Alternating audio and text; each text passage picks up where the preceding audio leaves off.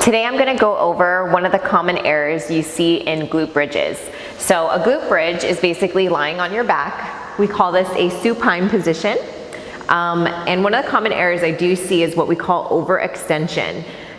So from here, a bridge basically looks like this, with lifting the hips up and then dropping them straight back down.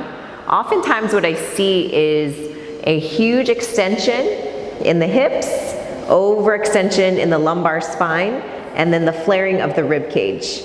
For glute bridges, I want you to keep in mind that more isn't necessarily better. You want to stay in a range of motion where you're maximizing activation in not only the hamstrings and glutes, but making sure you're not overextending at the hip flexors and or flaring at the ribs. The flaring of the ribs and the extension in the spine basically compresses the lumbar spine, and it's less safe and less ideal. So as you go through your bridge, I would encourage you to slowly bridge up and find your happy medium of where you feel good activation without compression or overactivation in the lumbar spine. Play around with where that position is, slowly come back down, and then just repeat that.